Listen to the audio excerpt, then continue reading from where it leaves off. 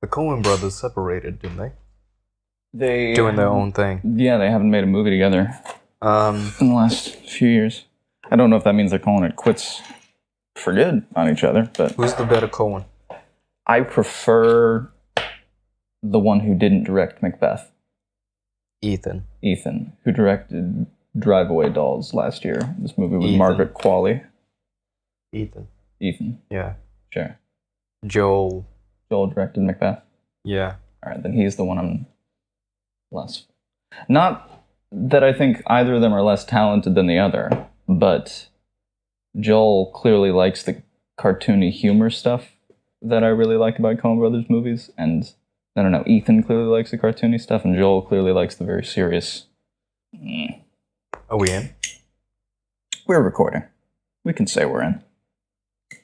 Welcome back to episode number, I do not know. 9, I think? Is it 9? I believe I think it might it's be. 9. Yeah, I think it might be. Welcome back to episode number 9. This week we've got.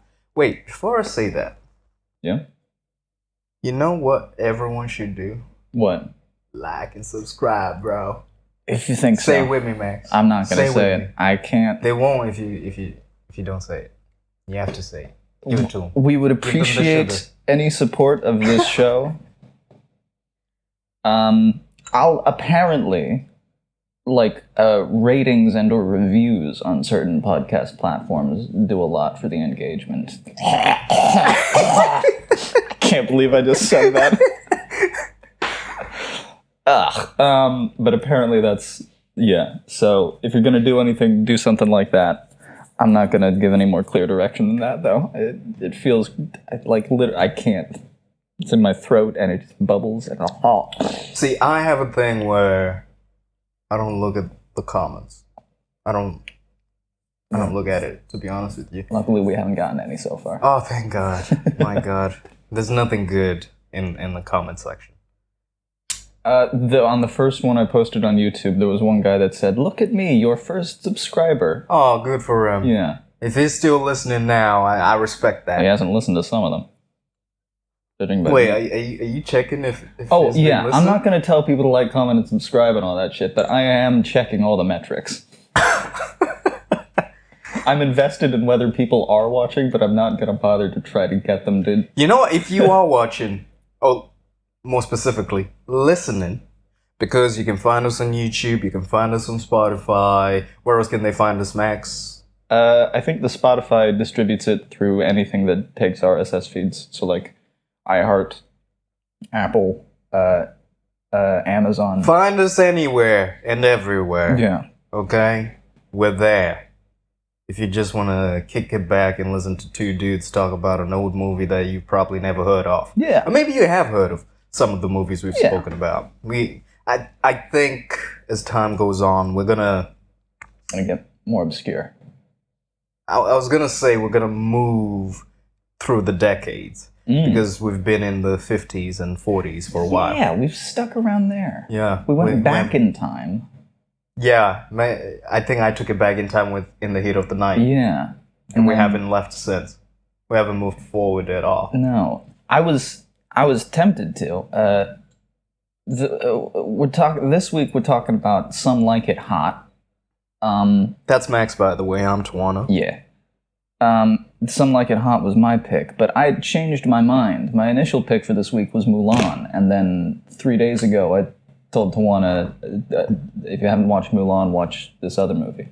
I was looking forward to Mulan. It's been a while. We're gonna do Mulan at some point. Yeah, we will. But I'd never seen this film. Mm-hmm. It was my first time. Okay, general thoughts. I liked it. I did have some faults with it. Sure. But they weren't big thoughts. The faults weren't that big for me to sort of go, oh, this is ruining it for me. Okay. One of the things that I sort of took away is that Marilyn Monroe, I'm so hype at the moment. You think? There's something about her performance in this. Mm-hmm. Because it's 6 years later from Gentlemen Prefer Blondes. Mm-hmm. That's very unenergized. There's not there's something, and it's not her performance, it's her. There's something in her demeanor that just, I was like, yeah, you're a bit older, but you feel like your energy, it's just not there. I don't know about her history, but this might be getting to the point where she is It's heavily close to a medicated. death. Yeah, It's close to a death. heavily medicated, pretty depressed. You can kind of tell from the performance. Yeah. When you know that and you watch her, you're like, no, I see what you're doing, but there's something about you that just doesn't feel right. And then when you know the history of what was going on, it kind of translates. Yeah. But I cannot really blame her. No, I mean, of course not. I mean, I might still judge it. No, sure. It's. I wonder if audiences at the time could tell that compared to her earlier movies, she was slightly less. You know, or I wonder if they were still just transfixed in the Marilyn Monroe of it all. See, I was thinking that. I was like, okay, there's something very unenergized about her. I don't know if she was doing drugs. I don't know if she's a bit older, so she's probably not as bubbly. I didn't really want to look at her performance in Gentlemen Prefer Blondes because she's much more energized in that. Yeah. But I didn't want to compare the two. Okay. But that's early on in her career. Yeah. And because so much stuff happened in her career, you have to question if that was feeding into the work. And I don't have the answer. I need to watch more. Yeah. To realize if that's the answer. Maybe that was what she sort of interpreted the character as. But there was certainly certain moments where I was like, you could have played that differently. Yeah, something about the character. I think there is. Yeah, I don't know if it's just the energy her as a person was bringing to it, or something about the character. The character is a bit sort of. I don't want to compare this too much to Gentlemen Prefer Blondes. I was inspired to pick this one instead of Mulan because I was editing the last one and I was hearing what we were talking about that one, and I just thought. I just want to see one more angle of this, one more angle of Marilyn Monroe. And also, this was one of the movies that I was thinking of last week. I was mistaken. I said Don Lemon at one point. And that's because I was thinking of Jack Lemmon and Marilyn Monroe and Tony Curtis in this. And it's directed by Billy Wilder, not Howard Hawks, but they're both comedy directors from the time. She's got one song in this one where it's kind of tragic. Like, yeah. And it's really beautiful. And I don't know if that's the character so much or if that's her energy coming through, but there's something about that to the character, I think. Just before we carry on Marilyn Monroe, so the film is set in 1929 in Chicago during the Prohibition era, which I had to look up. I've heard this. It's weird. In 28 years of my life, I've watched so many movies, but obviously I didn't grow up learning about American history that far back. Obviously, you learn about, your assassinations and your past presidents, but things like the Prohibition era, I'd heard it in movies, mentioned in books, but I didn't quite know what it was about. So I had to look it up. This was after I finished the film. Okay. And sort of learning how it was basically about how certain beverages weren't allowed to be sold. Yeah. Which made sense because at the beginning of the film, you see them in this club that Joe and Jerry are playing in, and they're drinking coffee. And I was like, oh, it's clearly alcohol, but why are they... And then it made the beginning sequence when the car chase is happening. Where they've got the bottles of alcohol, because I'd seen them and I was like, yeah, I saw the bottles of alcohol. Why are you lying? Yeah. But then it made sense. Yeah. So this is a great education step for me. And I realized that White Chicks is based on this film. Kind of, yeah. They basically sold this film and they're like, it's do with two black people. Yeah, I never put that together. But that's true. Did you not think about it? I've never thought about that, no. The story beats are quite similar. And we'll get into the story beats. Sure. And I'll point out. But, yeah, just to set it off. Marilyn Monroe. There is something in her performance. See, at this point, I think she'd started working with Lee Strasberg as well. Sure. And I do wonder, I feel like I'm gonna, for the next however many minutes, I'm gonna really talk about this performance. Sure, in please. particular. I understand the performance. I get it. One of the things that, it's funny that you picked this one, but in this one, she's trying to fall in love with a millionaire again. Yeah. Sees a diamond bracelet and gets all, woo-hoo. Yeah. It's been a while since I've seen this movie, so I wasn't thinking about that. I was just, something in my mind was like, other Marilyn Monroe comedy, this one. But yeah, similar character. So, what's that? What is that? Knowing that she started working with Lee Strasberg, she's playing the similar sort of tone of this girl who's... And then when you... Oh, God, we're going to go so deep. Then when you look at her background, how she grew up, and the characters, these two characters by themselves, I'm not talking about any other work. Yeah. I haven't seen any other work. Yeah. But I feel like if I see a third one, where she's chasing a millionaire again, it's just going to be her. Where's the character and where's her? Yeah. And if she was working with Lee Strasberg, how did that sort of affect her? Because if she's... okay, let's imagine we're Marilyn Monroe. Okay? We grow up poor in an abusive household. Then we get a shot at Hollywood. Something we've always dreamed about. We grew up watching movies. We dreamed about it. Fantastic. But the reason I'm in Hollywood is because of my looks. And I just want protection. Financial protection, first of all. Because I'm still traumatized from what I've experienced. So I'm looking for that. I'm going to look it from over here, from over there, from over there. She started her own production company. I think it was involved with this film. I need to double check. It might not have been.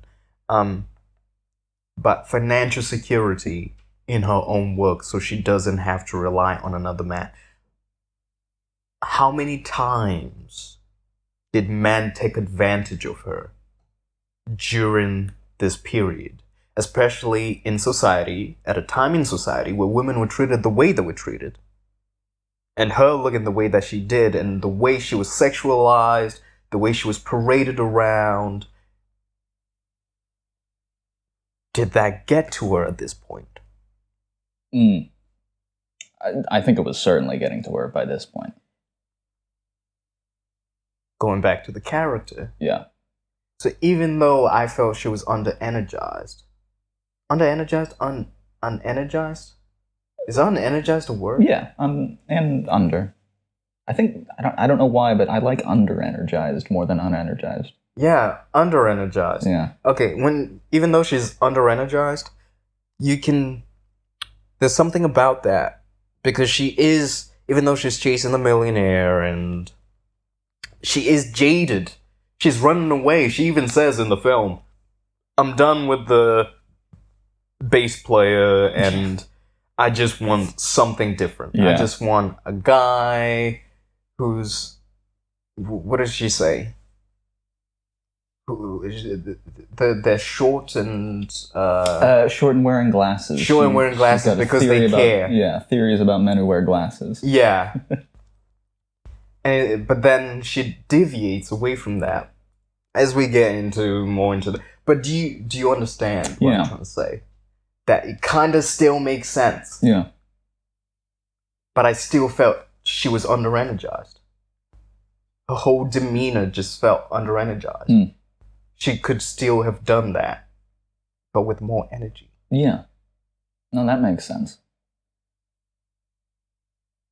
Yeah, it's hard, like, sort of like I was saying earlier, like, because the character, she's kind of an alcoholic, it seems, because she's got a flask that she's always taking nips from, and she's on their final warning to get kicked out from the band. And like I said, that song she has, where there's just this deep sadness coming through it. I can't tell where it's character and where it's Marilyn, because Marilyn is so, her history is so wrapped up in her as a person, and you can't help but read that into her performances. This is 3 years before her death. Wow. Yeah, so she probably wasn't doing great by now. The ideal version of this movie, I think that every piece of art exists, but then in the ether of the art dimension exists the perfect version of what it is trying to be. In the perfect version of what this is trying to be, I think, yeah, she's a bit more high energy. And that would play into the comedy of it a bit more, Yeah. But I wasn't expecting it going into this one, watching it this time, but that aspect of her character in this, while it doesn't necessarily work as well in the larger movie, I was very interested in her performance in the isolation of Marilyn Monroe history in this movie, which was fascinating. I wonder... Oh, I think I had an idea, but I think this is a good thing to do. I think it might be another Marilyn Monroe film next year. Wow. A third one. Yeah? Maybe. I'll decide. But yeah, maybe we'll get further into it when another thought rises, but this is a comedy. Yeah. Sorry to start it on a burner. But it's a farcical hijinksy comedy. Yes. And it sort of, see, the difference between this film and last week's Gentlemen Prefer Blondes is that I laughed early on in the first 5 minutes, and it was Joe and Jerry. Yeah. Joe and Jerry, their chemistry, so it's Tony Curtis and Jack Lemmon. Mm-hmm. Their chemistry is fantastic, and it's sort of like, you've seen the trope before, like two guys, one is sort of, I hate saying this, but one is the alpha, one is the beta. The alpha is in the hijinks, and the beta just follows along. Yeah. But there's a... What happens? Let me just double check. Sure. It's at the beginning when they're in the club playing, and they see Spats. Yeah. They see Spats the gangster. The police officer. Yeah, they see the detective. The detective with his badge. Uh-huh. And they see him.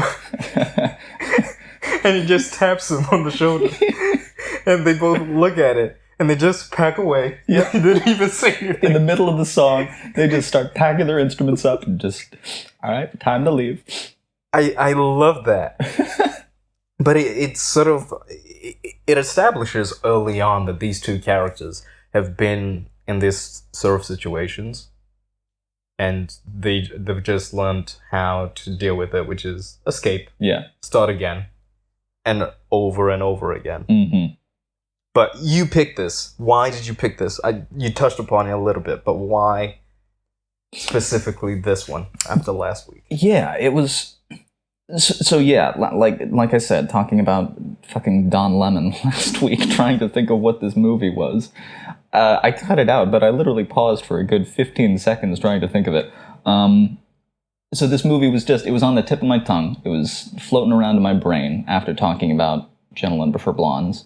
And then I was editing that one, and we were talking about how we don't think it was Marilyn's best work, and how the comedy just didn't really work a lot of the time, and instead, I had initially suggested Mulan because I wanted to cover an animated movie, because I think animation might be my favorite medium of art. Really? Yeah. I fucking love animation of all kinds. And it's very important to me and my sense of movies, and I think it's very important to movie history. So I wanted to get one of those in, and Mulan rocks. But I... Sorry to stop you. What's the animation that Disney don't like people to see? There's Song of the South, which is a live-action animation mashup thing, kind of like Mary Poppins, where it's several basically folk stories from the American South, including some pretty racist ones. Okay. Yeah. Okay. I'm gonna remember that. It might be on Disney Plus now. No, it is. They've put the little thing at the beginning saying like... No, they took that off. They took that off? Yeah. Where Trump's America now. Yeah. Oh, God. But carry on, sorry. Yeah. Mulan rocks. But then I was thinking of other movie where... It was a bit of the Marilyn Monroe, was this movie floating around in my mind. It was also, I was thinking of the sort of gender bending thing of Mulan, and then also this movie, and how we were talking about how those characters in Gentlemen Prefer Blondes work, examining them through a feminist lens last week. And I was thinking about, okay, what's another way to look at that through Mulan using her femininity to project this masculine thing and pretend to be a man and all this. And yeah, so, but I just thought, no, gotta do this one. Marilyn was pulling me back in. So this one, instead of Mulan pretending to be a man, it's two dudes pretending to be women escaping through. Mm-hmm. And I was also interested in how well this movie would age. Or whether there's going to be some little bits of dynamite in there somewhere. And I think it aged really well, actually. I feel as if this film White Chicks does it as well, where the guys Joe and Jerry, since when they get the experience of what it's like to be a woman, they appreciate it. They appreciate it, like, this is what they have to deal with all the time. Like, even the first time that they dress and they're walking to the train and they're finding difficulty walking in here, was like, how do you balance it, these things? It's like, that is kind of weird how they do that. Shout out to the women. Mm-hmm. Takes a lot of work. At one point, one of them gets pinched on the ass, and they're like, I can't believe it. It's so humiliating. And the other one just says, welcome to the woman's world, man. The way this movie ages, I was worried going into it that it was going to be a lot of jokes of, haha, look, it's funny, it's a man dressed as a woman, isn't that funny? In the way that I was talking with my dad about this a couple months back, but a lot of British comedy, especially pantomime and sort of, the lowest common denominator sitcoms this country can have. And generally like, hey, look, it's a man dressed as a woman, isn't that funny? Or, hey, look, it's a man dressed as a foreigner, isn't that funny? And there's no actual joke. It's just a lot of very heteronormative xenophobia. Well, it's quite interesting because growing up, and it still happens today, one of the things that you'd hear is how Hollywood sort of puts black men in dresses to sort of humiliate them. Sure, yeah. And that would be like their way, like a ritual that Hollywood do. But in actuality, it's just a joke. Someone equated this quite brilliantly where they said, watching something masculine in a dress is considered funny. Yeah. it may not be the funniest thing, but it makes people giggle. Yeah. Like Arnold Schwarzenegger in a dress. Mm. Funny thing about this film is that it's in 1959, so you had colored. It's in black and white. Yeah. So the decision that Billy Wilder, Oh, Billy. Billy Wilder made about shooting it in black and white was that the two guys looked bad. Yeah, they don't look like they're passing as women. Yeah, and it's kind of obvious. Yeah. It's nobody. I mean, there is one scene when again, it might have been Marilyn Monroe's character that says, "Oh, your shoulders are big." Yeah. On the beach scene. Yeah. But no one really addresses that. Oh, there were a couple of things that happened in the film where I'm like, this, okay, suspension of disbelief. Yeah. But that it's in this world where everyone is just accepting it as, oh, okay, yeah, these are two women. Yeah.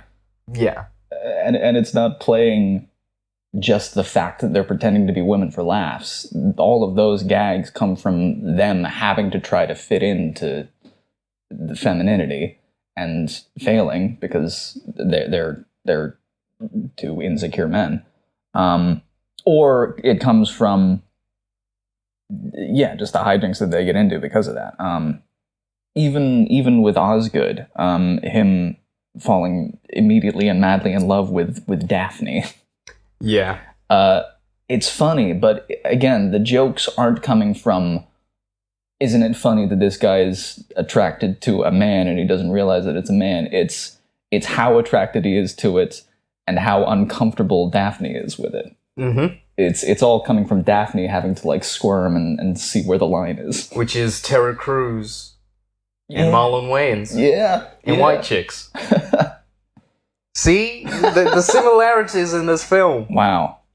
The Wayans, true pioneers. It's actually unbelievable. There's no way they didn't watch this film. There's absolutely no way. But we'll get more. I've got more connections. Sure. So Joe and Jerry, they witnessed this massacre on St. Valentine's Day by Spats.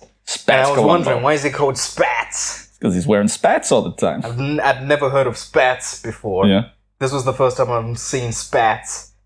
I kind of like them. Why don't people wear Spats anymore? I don't know. They fall out of fashion, but they're classy. Yeah, they do look classy. Yeah.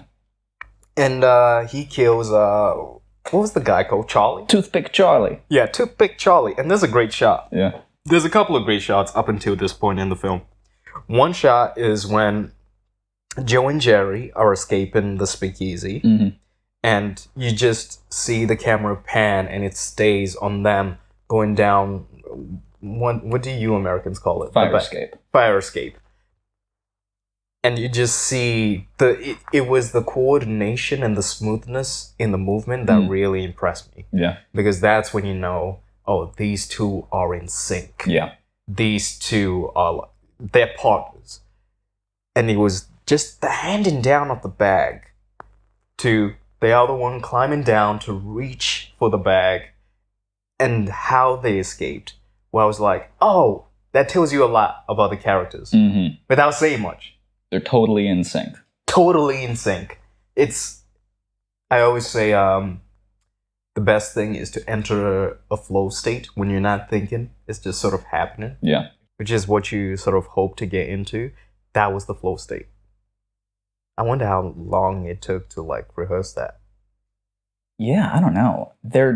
Tony Curtis and Jack Lemmon they were great actors and they were very comedically experienced. Compared to Marilyn, this is early on in their careers. Yeah. Yeah. Tony Curtis had recently done the movie Houdini, which wasn't really a comedy. It's just a biopic about Harry Houdini. I can't remember about Jack Lemmon, but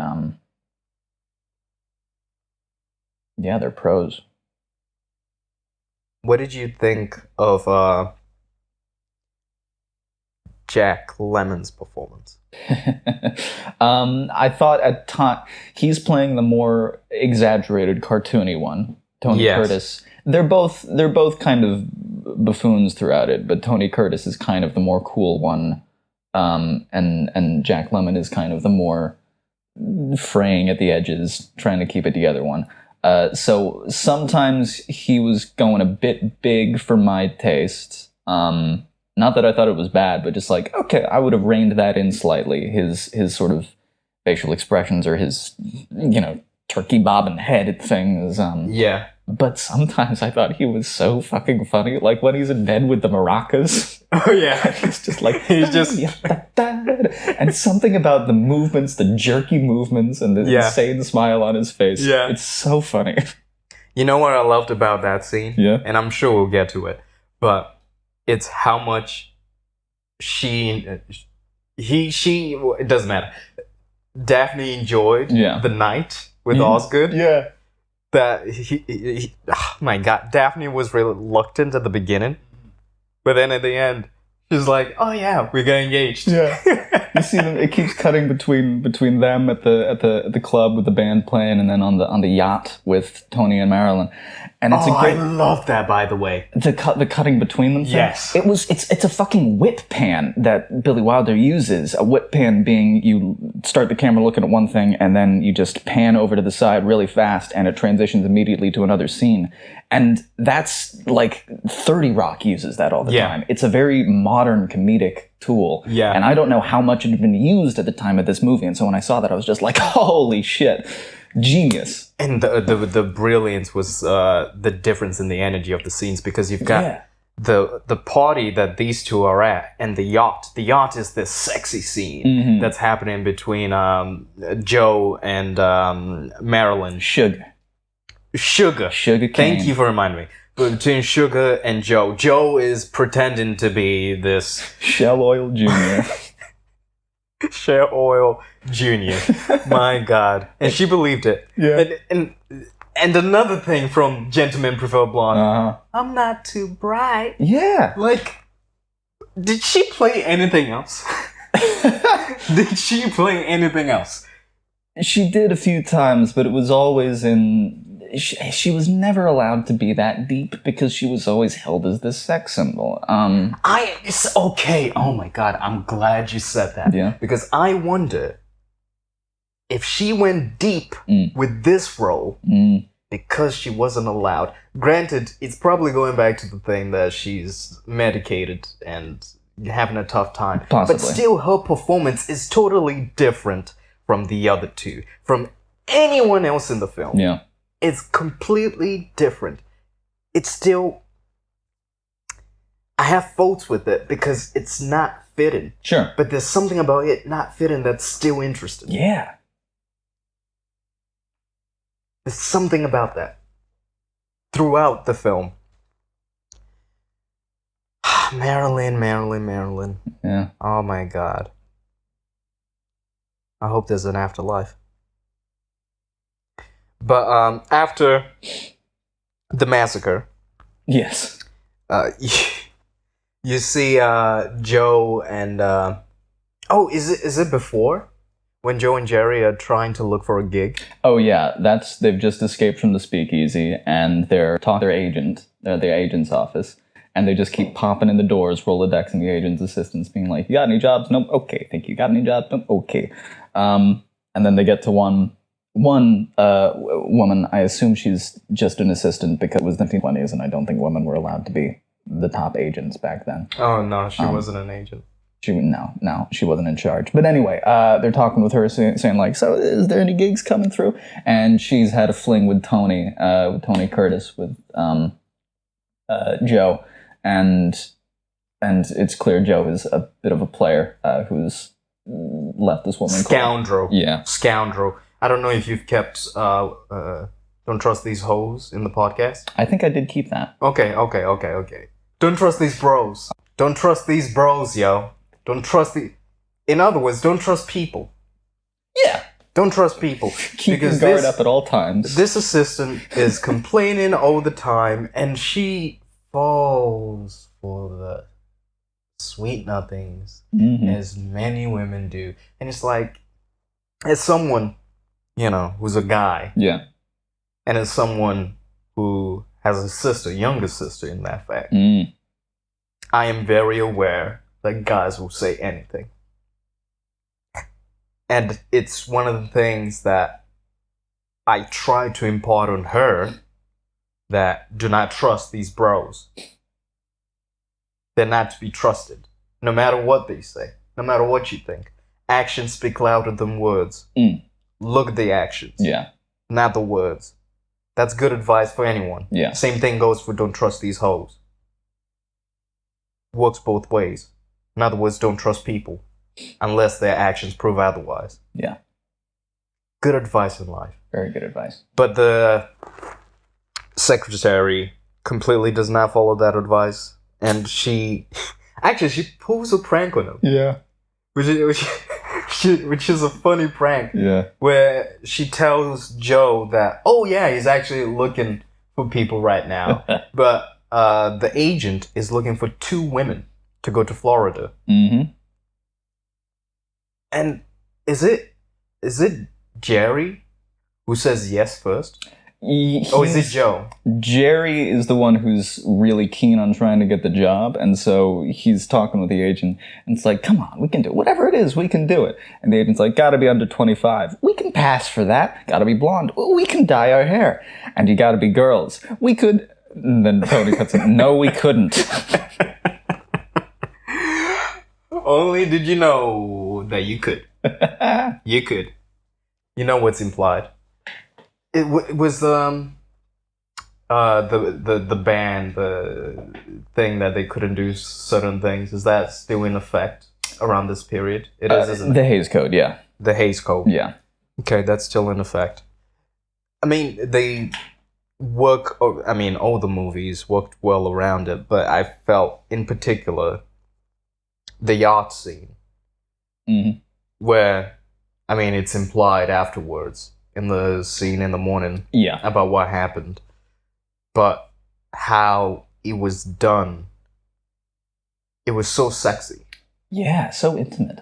So intimate. So Joe is pretending to be, what is it? Shell Oil Jr. Shell Oil Jr. But he can't fall in love. Yeah, he's playing hard to get with her. And she falls for it. Yeah. But the thing is, the remedy is that she keeps kissing him. Yeah. And every single time he's like, oh no, not this time, dear. Not this time. Why don't you try again? He was like, no, it still didn't work. He kept going. And it works so well that at a certain point, he's like in his therapist's chair and lying down. And she's like, oh yeah, let me get you something to drink. And I'll take care of you. Mm-hmm. And it works so well. And they had great chemistry. Yeah. And to be honest, the 3 of them had great chemistry. Good casting. Yeah. Even though, I don't know if you know this, but Billy Wilder didn't want Marilyn Monroe for this role. I saw she wanted Mitzi Gaynor. He wanted Mitzi Gaynor, who is another amazing performer. We'll talk about her at some. I've got a shot loaded in the gun at one point to talk about a movie with her in it. Why is it that bad? Yeah. It's that bad. Oh, it's a piece of shit. But it's got Marilyn in it too, which is interesting. Oh my god. Okay. Yeah. Okay. But yeah, so Marilyn... Oh, Mitzi Gaynor would have been good in this role. But Marilyn does her own good thing with it. Because afterwards, after the massacre, they decide to dress up as Daphne. Well, it's not Daphne at first. No, it's Geraldine. Geraldine and Josephine. Geraldine and Josephine. and Jerry just decides to be Daphne instead. You know what I didn't appreciate? This was the first sign of suspension of disbelief. Yeah. When they get to the train station, and the guy and the woman who sort of are in charge of this troupe are taking off people who are supposed to be in the band, and they don't really check it. They just... I mean, it kind of makes sense if all the people are from an agency. Yeah. That you wouldn't know what... For example, what they look like. But to just accept, oh, you went to this music conservatory. Yeah, Sheboygan Conservatory of Music, which Does that exist? I'm looking it up right now to see if it's actually a thing, but I'm pretty sure it's a joke because Sheboygan is kind of like the ass end of the Midwest. Interesting. Because Yeah. doesn't Sugar say that she went? She does, but I can't tell if she's just using that line that she got from the other two. It's like, I went to a fancy music conservatory. Hmm. I'm looking it up. I don't think the Sheboygan Conservatory of Music was ever a real thing. I think it was more joking, like, yeah, going to a high fine art classical music school in Sheboygan, Michigan. Is Michigan that bad? Oh, it's not bad. It's just kind of the let me double check to make sure it's actually Michigan. It's not bad. It's just like it's the Midwest, Wisconsin. That's the other one. Michigan and Wisconsin get mixed up in my head sometimes. It's the Midwest of America, so it's like not a lot happens there. It's just kind of you wouldn't expect anything of high culture to come from Sheboygan, Wisconsin. That's kind of the joke. Okay. Okay. Because when they're on the train heading to Florida, you've got the scene that every guy sort of has this dream, isn't it? That they're in a room and it's all women. Yeah. And you get to sort of see how women interact with each other. And it's always great comedically because there's so many ways to play with that. Even in this film, when they start to fall in love, but they sort of, there's so many attractive women. Mm-hmm. So obviously, as a guy, you forget sometimes that you're dressed as a woman, Yeah. which they play on. Yeah. But Jerry's like look at out of the cubby, the bed cubby, and just looking around and rubbing his hands like a Wile E. Coyote or something, just like, oh, we're in paradise, my friend. Oh my god! So that sequence of that whole scene in the cabin, because Sugar comes and joins Daphne. Yeah. I was gonna say Geraldine. So many names. When Sugar comes and joins Daphne in her cabin. Okay, I can believe that. Mm-hmm. Okay. But then another person joins. Then so many people join. Yeah. Party in 7. And it's so much noise. And they were told not to make any noise. Mm-hmm. It's like, why does she not hear that? The head of the troop. Sure. Why does she? Even Josephine doesn't hear it. No, yeah. And that's underneath. Yeah. And she's been telling Daphne to be, keep your fucking head down. We're trying to get through this alive. I wonder how they did that because it's such a confined space. Yeah. So I wonder if they built sort of like a box. You would have had 2 halves to the set, so they probably would have been able to remove. If you're shooting it from like the aisle of the train, yeah, then there would have been the back wall of that cubby, but they would have been able to remove that back wall and shoot it from the other side. Okay. Looking into it, yeah.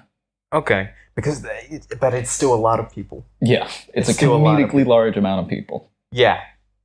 And somehow they fit, and they're sort of having this party in the cabin. Yeah. And what starts off as a possible dream, which was great because when it's just Sugar and Geraldine, and she's like, "Oh yeah, let me just. Are you cold? You're so cold. Let me warm you up." And she starts rubbing him down with her feet and shit. And he's like, "Oh, okay," because he knows that he can't cross the line. See, at that point, I did because whenever it's 2 guys, you know that one of them is gonna end up with a girl. Yeah. And I did want. It's sort of I always cheer for the underdog. Yeah. I wanted Daphne. Oh my god, Jerry Daphne to get the girl. But I didn't know how he would come out of it. Yeah. Joe managed. Because he got the info. He played on the info. This is a great play, by the way. Yeah. To get the information dressed as a woman and then use it to be the perfect guy that she's looking for. Steals Mr. Beanstalk's glasses and all his clothes and pretends to be this high society oil heir. That's a great plan. Doing this stupid voice, which is sort of like a cross between Cary Grant and something that doesn't exist. That's a great plan. Yeah. That's masterful. I wonder if you could do that in this day and age, but pretend to be a woman and then No. You wouldn't pretend to be a woman because, but if you could somehow, let's say, example, if a guy managed to get a girl, whoever it is, let's say a girl's the streamer and the guy's in the comments, and they always interact. But the girl thinks it's a girl. Maybe her main audience is women, so she just assumes it's a girl. But actually, he's stalking her. It's took a left right there.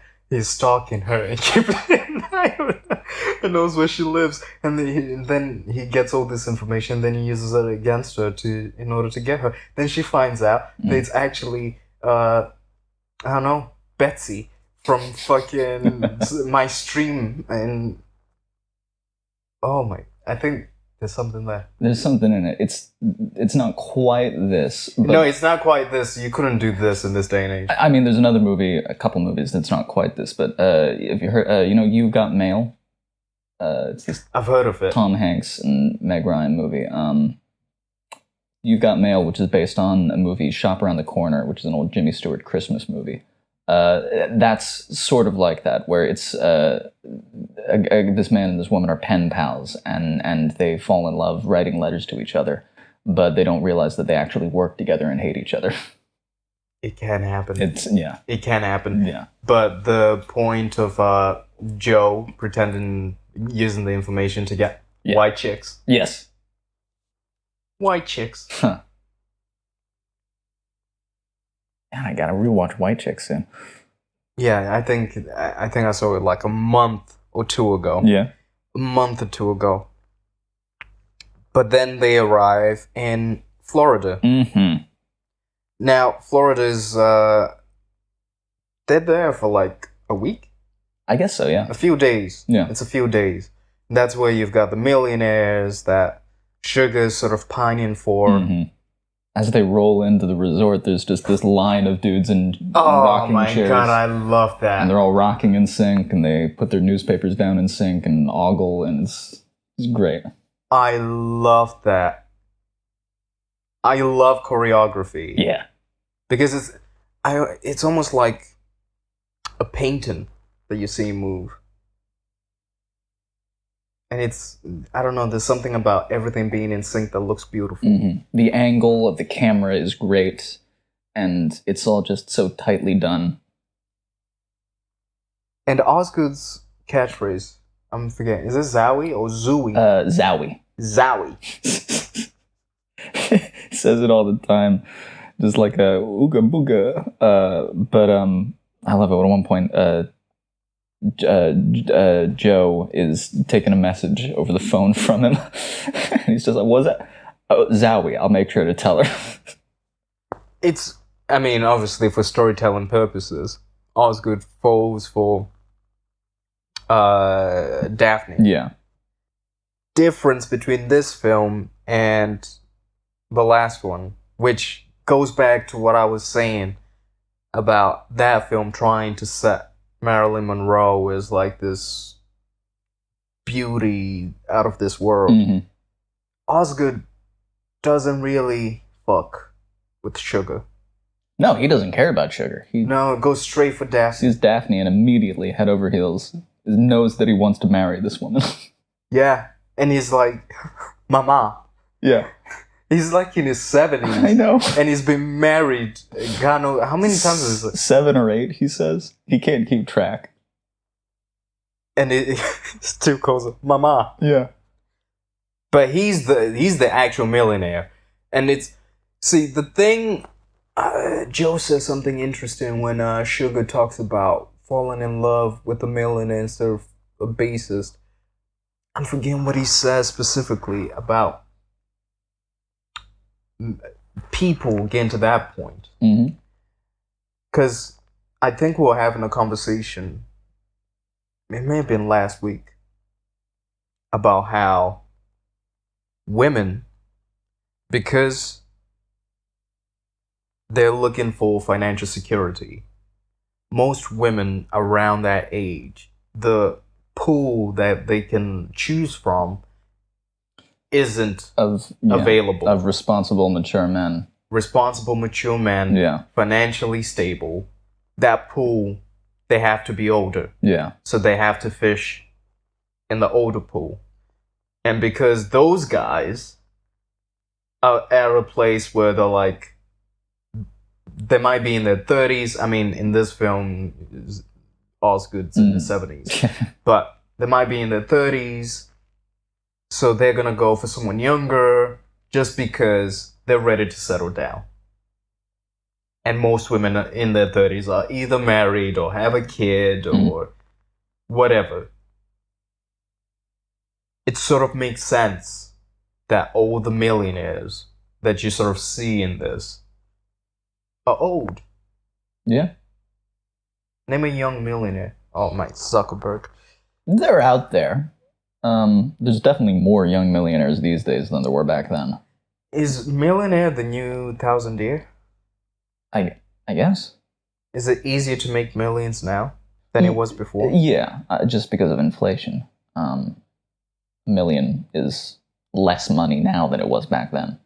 So in that case, would you like to be a millionaire when you're younger or when you're older? Now. I want $1 million right now. What are you gonna do with $1 million now? Fucking whatever I want. Gonna blow it. At least you're a bit mature. I'm mature enough right now to invest some of that money into GameStop? No. I mean, maybe a little bit, a couple share. No, like with a couple $100,000, you can put that in a bank account, and that's just gonna keep making money. And if you're responsible and live within your means, you could live off that for the rest of your life, by just collecting interest on that. But I would definitely blow some of it, absolutely. What would you buy? Oh God, I would finish off my Bionicle collection. Bionicles are these types of Legos that they made in the 2000s, and they're fucking awesome. And it's been a goal of mine since I was 7 years old to collect all of them. And so that's what I would do first. Then I would, buy some fucking video games and music equipment and stuff like that.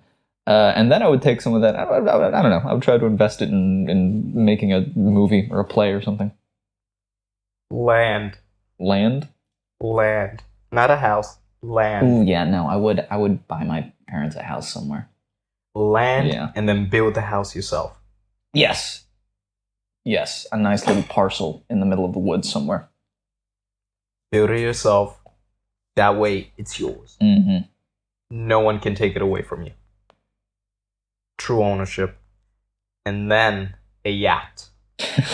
Yeah. Because this film, clearly yachts are what women love. Clearly. And if I had a yacht, I'm not going out to sea with it. No. No. I'm gonna let the staff move it for me. Yeah, just sail it around the coast. Yeah.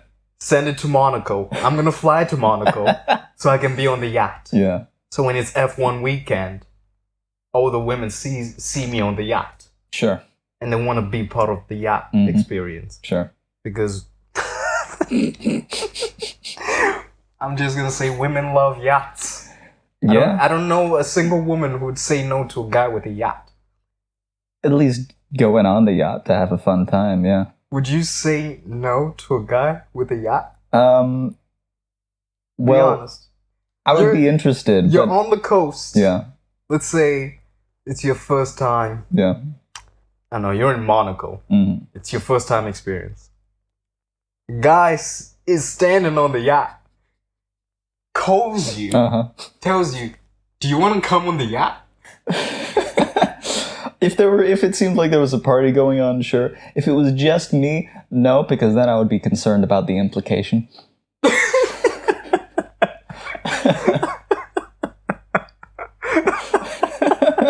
I did write that down while watching this movie. It's like, uh-oh, it's the implication. There is an implication if you're coming on the yacht. The implication that something might go wrong. But they would never say no. You're not forcing them to do anything. You would never say no, but they would never it's say a no yacht. because of the implication. Yeah, it's a yacht. This is an Always Sunny bit for anyone who's not familiar. We're not just being creeps. I think some people don't even get what the implication is. No, and I'm not going to explain it further. You can guess what the implication is. It's the implication. It's the implication. Yeah. What it means if you get on the yacht. Yeah, don't get on a yacht alone. Make sure it's like there's more than a few people on that yacht. But Sugar loves it when she hears that Shell Oil Jr. has a yacht. Yeah. And she just met this guy. He was just chilling on the beach miraculously. Miraculously. Is that right? From her point of view, yeah. There's that moment when Joe is sort of dressing because they've just arrived in Florida, and he grabs, who's the other guy? The guy Beanstalk's suitcase, gets his clothes, dresses up as Shell Oil Jr., gets the glasses because she loves the glasses. And just goes down to the beach because everyone else is on the beach. And whilst you're seeing the girls playing with the beach balls, he's staking it out, which is a scene from White Chicks. Okay, maybe White Chicks is just like a one-to-one reimagining of this movie. Wow. Told you. I'm looking that up right now. They must have seen it. It's honestly, if they were still alive, I would sue. I would sue. I need residuals. Maybe. Because the only thing they changed was that the two guys were FBI.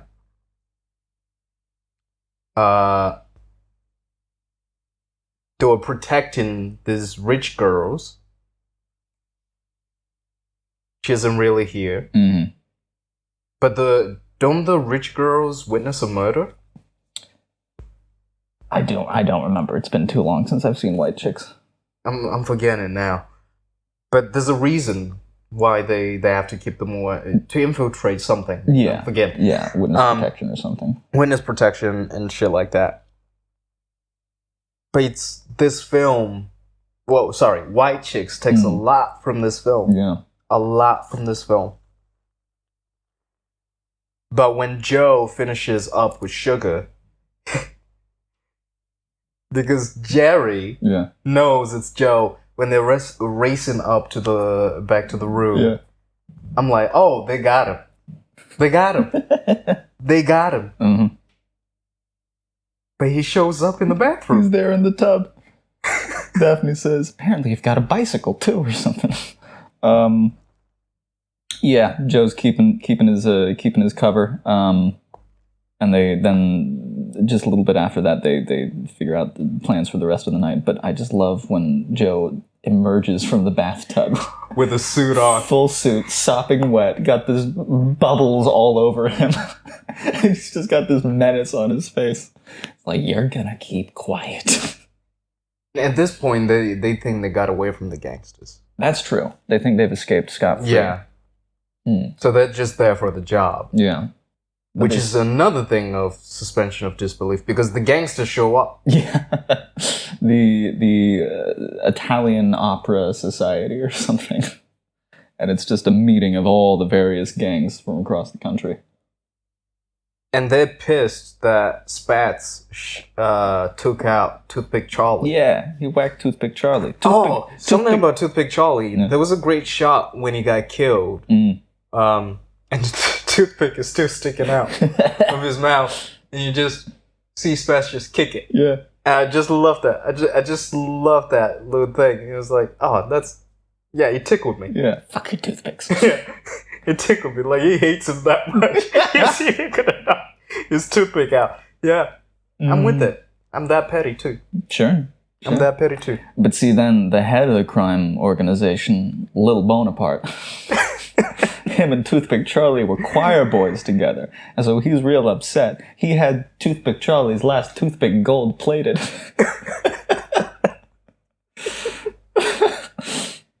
I wonder if it's the same toothpick. I was thinking that. Is it the same toothpick that he kicked out of his mouth? Probably, yeah. It's the last toothpick. He found the... Gonna pick that up and gold plate it and put it on a plaque somewhere? You know the head of who was taking the meeting? Yeah. Yeah, he had this thing. I don't know if it was helping him speak or helping him It's listen. like a hearing aid. It's like an old 30s style hearing aid. I don't know. Did the actor need that, or is that part of the character? Because I don't know what that was about. Nehemiah Persoff played Little Bonaparte. can't find anything that states he needed a hearing aid, or No, I can't find. because if he anything about it. did, that would make him a disabled actor Yeah, working in Hollywood, which is a big thing. yeah, for them. No, I can't find anything about it. I looked up Some Like It Hot Little Bonaparte hearing aid, and I can't find anything about the character. Maybe it's just a weird character quirk. Because the thing about it is that I didn't feel like he needed it. Yeah. He had it, and I was trying to work out how does it work, Mm-hmm. but he wasn't using it. He cranks it up at one point. Yeah, but it's attached to the side of his head, Yeah. so I don't know what's going on. Does it say speak up at some point? I can't remember. A lot was going on in that sequence. A lot was going on in the sequence because you've got all the gangsters in this room. Yeah. They know that Joe and Jerry are in the hotel and they're pretending to be women. They've just chased them around, and somehow they lost them. track of them. Some Scooby-Doo going on in the hallway. That's great. It is like Scooby-Doo. Yeah. But turns out the funny thing, they're underneath them the whole time. They see the spats pull up under the table. Like, oh shit, we gotta keep quiet.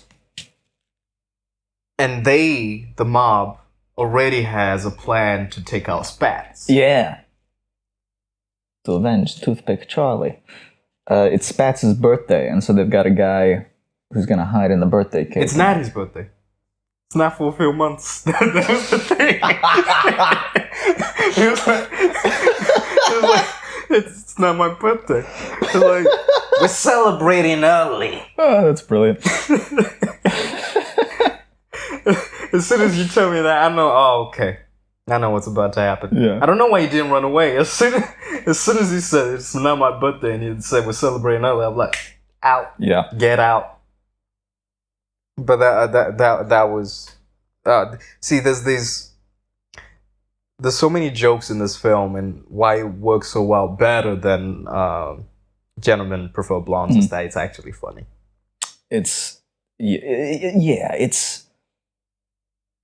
Sometimes the jokes aren't trying as hard, like writing-wise, punchline setup, as they are in Gentlemen Prefer Blondes, but there's so many little throwaway lines and callbacks. Like the O negative thing. Towards the beginning, they're talking about their blood type. O negative. And it's this great little wordplay. But that keeps popping up through the rest of the movie. Yeah.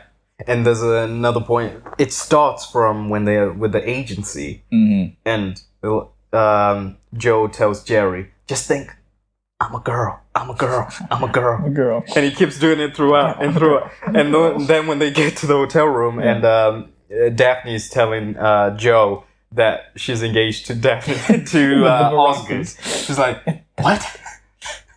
No, you gotta say, I'm a boy. I'm a boy. I'm a boy. I'm a boy. What does he say at one point? He's like, I'm a boy. Yeah, he's like, I'm a boy. I'm a boy. I wish I were dead. I'm a boy. He's all conflicted. But his response, see, this is going back to the millionaire chat. Mm-hmm. His response is so true, where he's like, I want security too. Yeah. He wants to get married because he wants to fix it too. he wants the money too. Yeah. But the chasing between the mobsters and Jerry and Joe, they end up in the place. It's a room where the whole band is playing. Yeah. And Joe just grabs Sugar and kisses her. Mm-hmm. Is that the point where he says to her, "Don't cry." And he says something like, "No man's worth all that." It's a really beautiful moment. It's really, because Shell Oil Jr.'s called her on the phone and says that he has to leave that night and he's never going to see her again. Oh, yes, forgot about that. And so she's all broken up because she thought they really had a connection. And so she's up there, she's trying to sing, but she's crying. And yeah, he pulls up, kisses her and says, "Don't cry, no man's worth all that," and runs away. And then she puts it together. It's a beautiful moment. There's those moments throughout, like that, where it's a great message for any woman. And it's sort of going back to my sister, where she's not there yet, but when that moment comes, that's the message I'm going to pass on to her. You even say it to friends over the years, where you go, ain't worth it. Ain't worth it. Ain't worth it. The same thing goes with guys too. Yeah. My God, you saw me, I cried. No, you didn't see me cry, but you saw the aftermath. Yeah. You see me cry a few times, but you saw the aftermath of that one. Yeah. Like, sometimes, listen, man, like, it's different. See, I hate in movies when two characters fall in love in the space of 48 hours. Yeah. But, okay, I'll go along. Mm-hmm. It's a cartoon world here. Yeah, I'll go along. But there is that thing of saying goodbye is hard, man. It's hard. And when Sugar realizes that it's Joe, she chases after them. Yeah. And you even see her ride the bicycle. Yeah. To catch up. And they sort of get Osgood to get on his yacht. Mm-hmm. And they go on the speedboat, and it's the four of them. Leading to one of the most famous lines in movie history. But, yeah. And Geraldine is... not Daphne. Geraldine. Yeah. Same. But Daphne is basically saying to Osgood, I'm no good. I'm going to look up the quotes. Because it's so can you good. look up the quotes and read them out? Because the build-up to this was so fucking fantastic. Yeah. One sec. All right. It's... Joe and Sugar are having a nice little moment where Joe comes clean and says, "What are you doing? You should have stayed back there with all the millionaires and found yourself someone rich and secure." And she's in love. They're in love. They're going to run away together. And that's a great moment. And then it cuts to in the front of the boat, sort of what you're expecting the same thing to be with the other couple there. But then... I take back what I said earlier. Yeah? Because I've just realized, no, it's Joe. I'm thinking of Shell Oil Jr. Mm-hmm. With Joe, she spent more time with him. As Josephine. Yeah. Spend more time with him.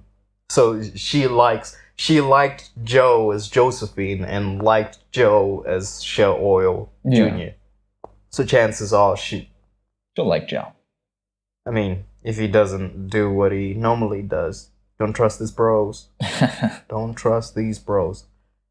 Maybe that should be the name of this episode. Don't trust the bros. Don't trust. These guys are good. They're not like Lorelai and yeah. They're Jane Russell. They're seizing the opportunities when presented, but they're not just. Yeah, they're dealing with the cost they dealt with. Yeah, they're not bad. Inherently bad. I've got the quotes here. So yeah, Sugar and Joe have had their nice moment, and we cut to the front of the boat. And it's Daphne and Osgood, and Daphne says, "Oh no, Osgood, I'm gonna level with you. We can't get married at all." "Why not?" "Well, in the first place, I'm not a natural blonde. It doesn't matter.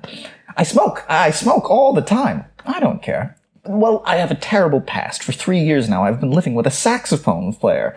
I forgive you. I can never have children. We can adopt some. But you don't understand, Osgood. Oh, and then he pulls off his wig. I'm a man. Well, nobody's perfect.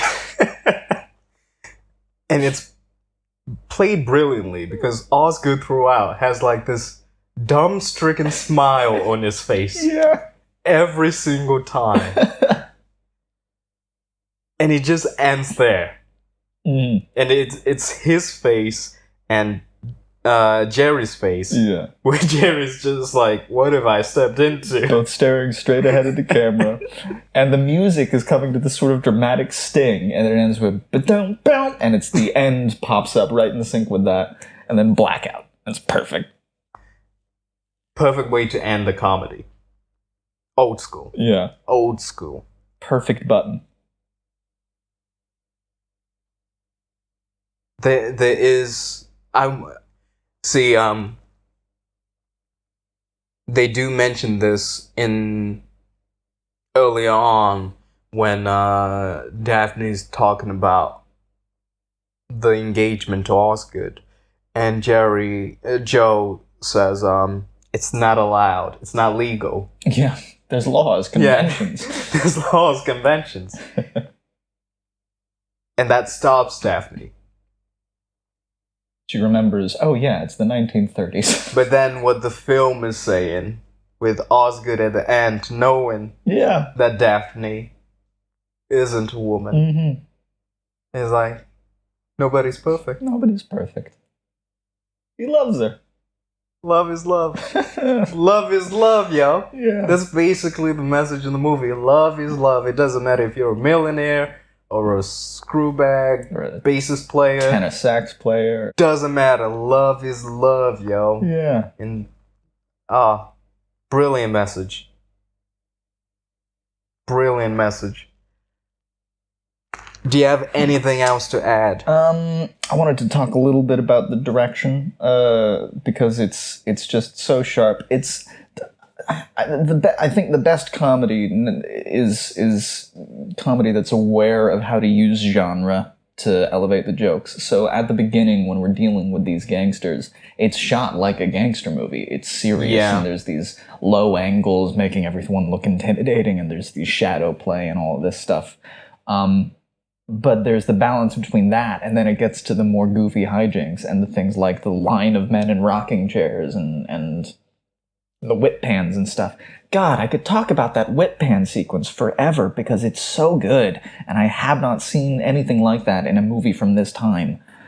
It's such a modern sensibility of a cutaway gag, of the juxtaposition between this very intimate romantic scene and then cutting away to this absurd, ridiculous stuff that keeps getting more and more absurd as we keep cutting back to it, to the like they're dancing tango and Osgood is taking a rose out of Daphne's mouth and Daphne's staring with this 1,000-yard stare into the camera like, what have I gotten myself into? But then it keeps going on and they're closing out the night at the club. The band's all blindfolded and it's like 5 a.m. Oh God, that sequence is so good. That sequence is so good because everything you've mentioned, but one of the things I loved about it is how, again, it goes back to how the film is telling you something about the character, but not explicitly saying it. It's showing it to you. Because when it starts off, and Daphne and Osgood are dancing together, you can tell that Daphne's not really into it. No. Like, at some point, Osgood says, Daphne, you're leading again. Yeah. But then as it keeps going back and forth with the panning, and it's just the two of them, you start to see Daphne's actually having a good time. She's having a fun time, yeah. Having a fun time. And you know what? It's like, yeah, you go, girl. Yeah. Man, like, yeah, enjoy yourself. How many nights do you get to spend having fun? Where a millionaire takes you out on the town and just treats you right. That's how it starts, Max. That's how it starts. You're gonna dress up as a woman and get yourself a millionaire. I just want to say that for anyone who's listened to multiple episodes and sometimes a conversation seems like it's going somewhere and then it abruptly goes back on track. It's probably because Max has cut out a bit that he didn't want people to hear. I try to keep the cuts fluid so that it doesn't seem like it's Is it just a PG? jarring Is this shit. podcast PG-13? Because I don't want it to be. It shouldn't be. I It mean, shouldn't be for kids. it shouldn't be for kids, or should? It shouldn't. No, yeah, no, it's not. It's marked. Shouldn't be It's for marked kids. explicit and stuff. Okay, Yeah, that's good. just because of the language we use. Yeah. Mm. Because I can't clean myself up. Yeah, I'm not gonna censor myself for this. Censorship. Yeah, bro. Cut that. Cut that part out. Got the timestamp here. But yeah, the panning between the two scenes. Billy Wilder is a great director. And yeah, just the way he keeps using the genre play and the camera is used so well and so economically. All the writing is great. Like I said, the O negative line, the I'm a girl keeps popping up throughout it, and they do good twists on that. Great line. Water polo, isn't that dangerous? Yes, I lost 2 ponies under me. What do you think about Tony Curtis and his performance, with especially the ridiculous voice that he does? I was trying to pinpoint where he was supposed to be from. Mm-hmm. Because initially, I was like, I did think of Cary Grant. Mm-hmm. But Cary Grant is originally from Bristol. Yeah. But then there was a certain point when he stopped being Junior and it was him, and the voice sort of stayed. Kind of. Tony Curtis has a sort of New York draw to his voice. Yeah. Yeah. It didn't stay the same, but there was some things that I was just like, because when he first did it, I was like, that's different. Mm-hmm. But then when he took it off and he was himself, there was something in my head that just went, because I'd sort of forgotten his voice. Yeah. I was thinking, what's your original voice? And then there was just certain things that I was like, oh yeah, I can hear that now. There were certain sounds I was hearing and I was like, oh yeah, I can hear those sounds. Mm-hmm. Which I didn't hear before he started playing Junior. And he plays 3 different parts. Yeah. Joe, Josephine, and Junior. Yeah. And they're 3 distinct parts. Mm-hmm. He's really going for it. He differentiates them well.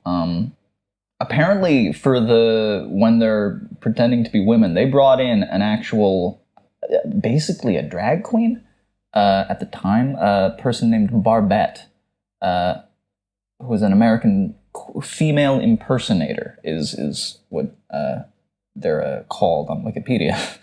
The deepest extents of my research.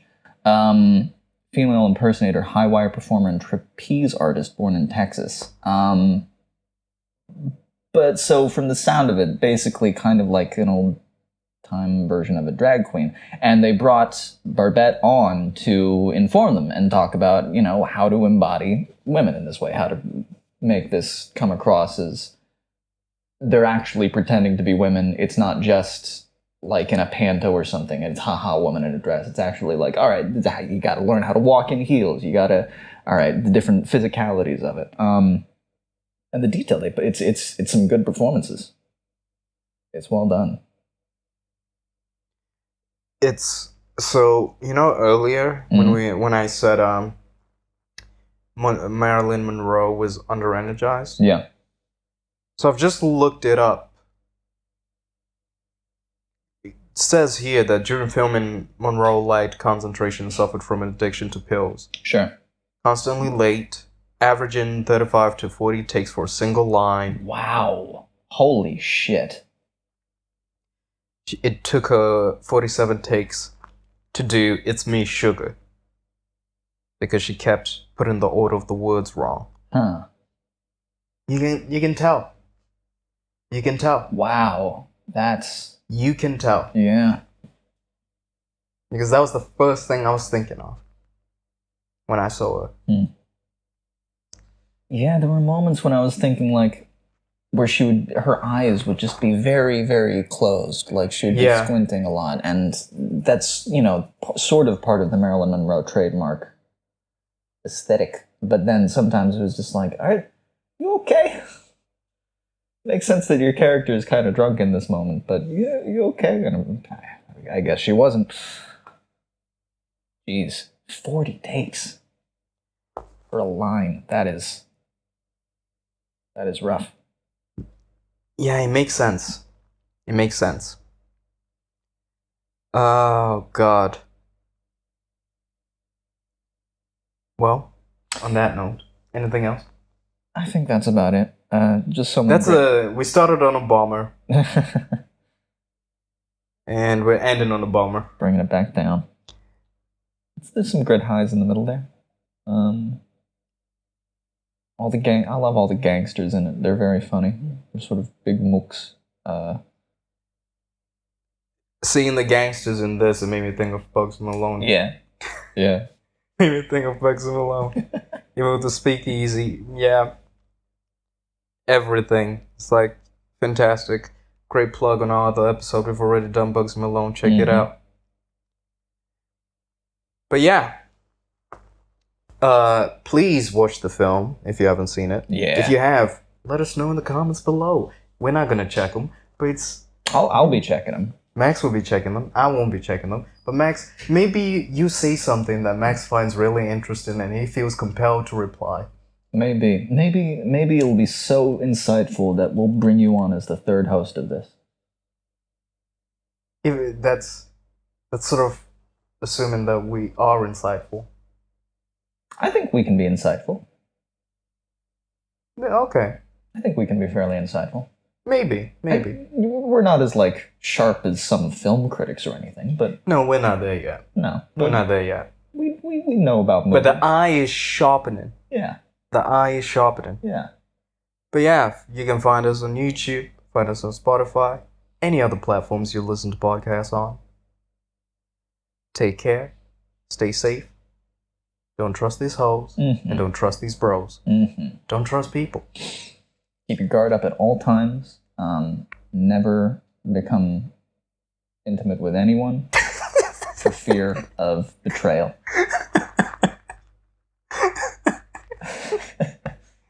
We need to go to therapy, yeah. We need to go to therapy. Anyway, peace. Peace.